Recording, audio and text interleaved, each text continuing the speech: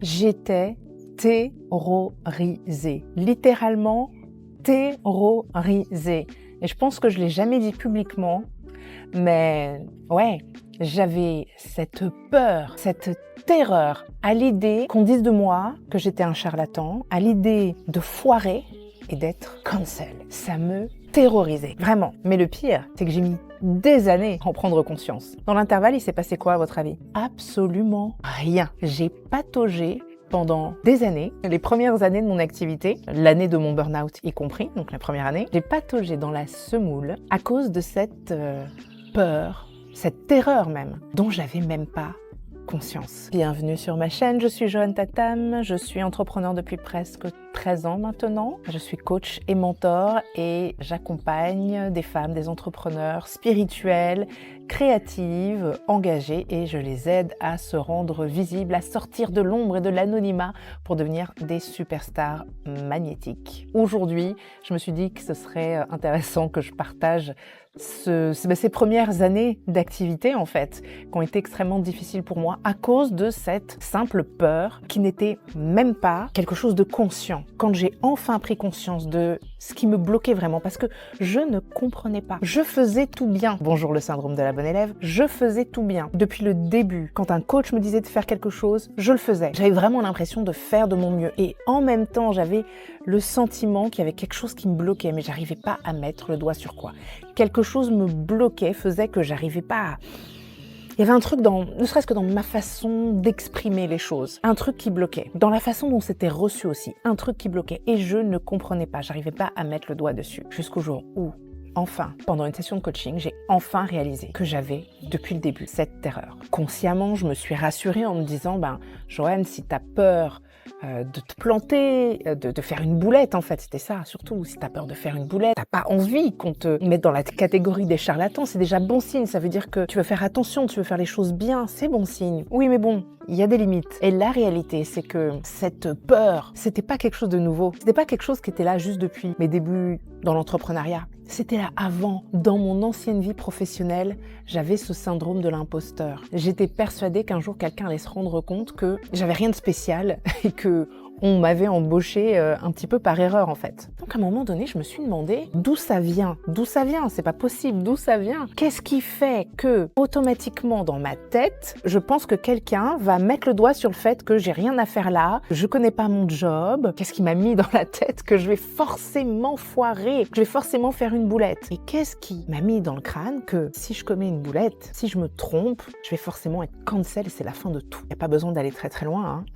Enfin, si, puisqu'on peut remonter à mon enfance et que mon enfance date un petit peu, j'ai réalisé en fait que j'avais été conditionnée dès ma plus tendre enfance parce que je n'étais jamais assez bien. Ce que je faisais, c'était jamais suffisant, c'était jamais assez bien. Et tu n'as pas le droit à l'erreur. Si tu te plantes, c'est fini. Du coup, forcément, j'ai emmené ça avec moi à l'âge adulte, j'ai emmené ça avec moi dans mes projets, mes grands projets, mes grandes ambitions. Et je me suis laissée bloquer parce qu'il n'y a rien de pire, pour le cerveau que d'être exilé. La perspective d'être exilé parce qu'on s'est foiré ou parce que quelqu'un découvre qu'on n'est pas à notre place, c'est terrible pour le cerveau. Donc le cerveau fait tout pour nous protéger. Et même si on n'a pas conscience vraiment, qu'on ne met pas nécessairement des mots sur tout ça, le cerveau il fait son job, il protège. Donc on va jouer petit. Et ça c'est l'histoire de toute mon enfance, mon adolescence. Quand je prenais mes cours de danse, ma prof me disait tout le temps, Joanne, tu danses petit. Arrête de danser petit, Joanne, tu es grande. Ça a marqué littéralement mon enfance et mon adolescence, ces mots. À l'âge adulte, j'ai continué de faire ça, de jouer petit par peur, en ayant le sentiment de ne pas jouer petit. Parce qu'il y avait ces deux énergies contraires finalement. C'est cette peur qui faisait que, non, fais-toi petite, fais-toi discrète, on sait jamais, tu pourrais foirer. Il faudrait pas que les gens remarquent, faut pas que les gens te remarquent, faut pas que les gens se rendent compte de qui tu es vraiment. Et puis de l'autre côté, cette ambition, ce désir, cette envie, le sentiment d'être appelé à une autre destinée. Vous imaginez ces deux forces contraires, l'une contre l'autre, ça fait blocage. Et ça demande tellement d'énergie d'essayer d'avancer, quand une autre partie de nous fait tout pour nous bloquer, et on ne s'en rend pas compte. Mais c'est épuisant, c'est frustrant, c'est ça que j'ai gagné.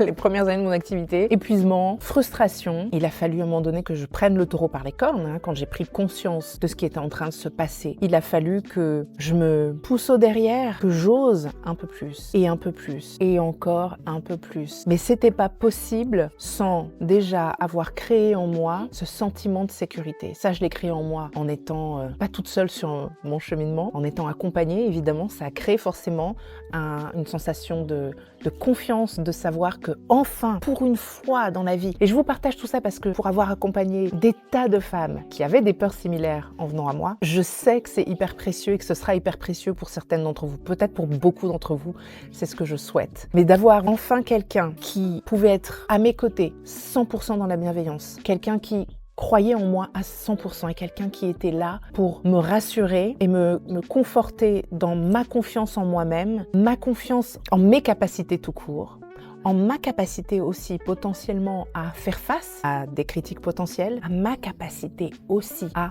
assumer mes zones d'ombre, à assumer les domaines ou les sujets que je ne maîtrise pas. Ça a été extrêmement précieux, extrêmement rassurant. J'ai pu avancer progressivement et reprogrammer littéralement mon subconscient, ma façon de voir les choses et me libérer de cette peur. Et ce qui est fabuleux quand on est à la fois soutenu, accompagné et qu'on ose enfin agir, parce qu'il n'y a pas de secret, il y a de l'action. On ose enfin agir tout en travaillant sur tout cet aspect mental, tous ces blocages qu'on va creuser, qu'on va chercher, qu'on va réparer. Bien progressivement, à force de réparer et de remettre les choses dans l'ordre, parce qu'il y a des tas de mensonges, hein, tous ces conditionnements qui sont dans des coins de notre tête comme ça, c'est du pur mensonge que notre cerveau a pris pour argent comptant. Et on doit rééduquer le cerveau, en fait. Quand on parle de reprogrammer le subconscient, c'est ça, on rééduque le cerveau, on lui remet, en fait, on remet les éléments à leur bonne place pour que le cerveau puisse commencer à croire à autre chose. Donc on est là à rééduquer le cerveau pour lui remettre les idées en place et rétablir la vérité. Et dans le même temps, on passe à l'action en se sentant soutenu. On trouve le courage et progressivement, à chaque action posée, on se rend compte qu'il n'y avait rien à craindre et on continue d'avancer. Ça ne fait que renforcer tout le travail qu'on a fait interne. Donc l'action vient renforcer le travail qui a été fait interne. Sinon, s'il n'y a pas d'action, ça reste que de la théorie. C'est bien sur le papier. J'avais fait beaucoup de choses par le passé où je pensais que j'avais effectivement reprogrammé mon cerveau, etc. Mais pas du tout, parce qu'il n'y avait rien qui était ancré profondément. À force d'action, à force de prouver au cerveau, d'apporter des preuves concrètes qu'il n'y a rien à craindre, le cerveau l'intègre pour de bon. Est-ce que ça veut dire qu'on n'a jamais d'expérience négative? C'est faux, bien sûr que plus on a le courage de s'exprimer et plus on a le courage de se montrer, on va forcément avoir des expériences désagréables. Ça va arriver, on ne peut pas forcément y échapper. Mais la façon dont on réagit face à ça, la façon dont on s'y prépare aussi, ça fait toute la différence. Je me souviens très bien de la première fois que je me suis retrouvée face à une de mes plus grosses peurs, en animant un webinaire. C'était qu'on me pose une question à laquelle je n'aurais pas de réponse. C'était très bien de ma part de savoir que je ne sais pas tout. Mais avouer que je ne savais pas tout, c'était une perspective terrible parce que j'ai grandi dans un univers où, voilà, c'était pas du tout valorisé, hein, c'est le moins qu'on puisse dire. Mais la première fois où je me suis retrouvée dans un webinaire où quelqu'un m'a posé une question et que j'ai dit, écoute, là-dessus tu me poses une colle, je ne sais pas. Ça a été accueilli avec tellement de bienveillance et tellement de simplicité. Et ça a été extrêmement apprécié.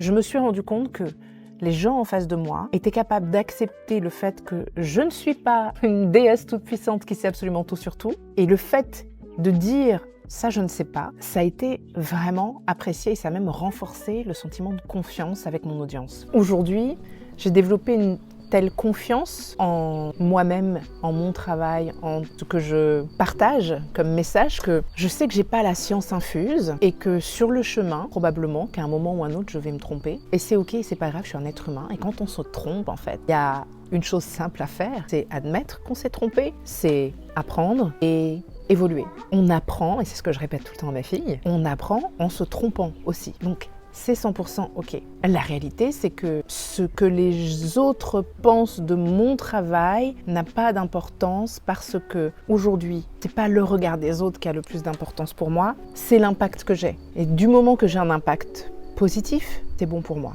Et si je fais une boulette, je la corrige et c'est ok.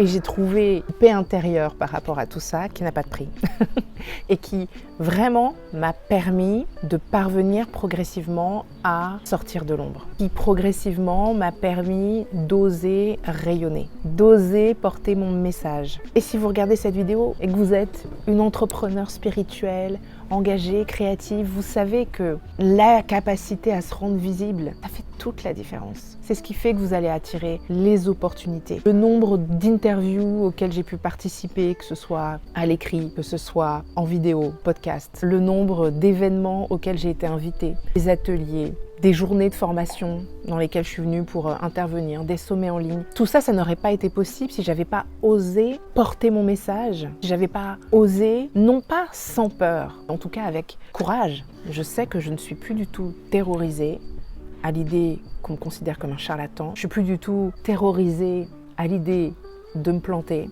Et je suis plus du tout terrorisée à l'idée d'être cancel. C'est même plus dans mon radar en fait. Et j'ai plus ce sentiment épuisant d'avancer et d'être face à un mur invisible. Si vous avez envie de vivre la même chose, mesdames, entrepreneurs, spirituelles, créatives, engagées, si vous avez envie de connaître la même chose, je vous invite à rejoindre mon expérience gratuite en ligne qui se tiendra sur Telegram. Envoyez-moi un direct message sur Instagram. Répondez à ma dernière newsletter pour que je vous envoie le lien. Je vais vous coacher véritablement. Je vais vous faire passer à l'action et je vais vous coacher directement pour vous aider à dépasser ce qui vous bloque en termes de visibilité. Mais attention, c'est pas pour tout le monde. Si aujourd'hui vous êtes dans une saison dans laquelle j'ai pu être pas mal ces dernières années, où être visible, c'est pas du tout votre priorité, porter votre message, c'est pas du tout votre priorité, pas de souci.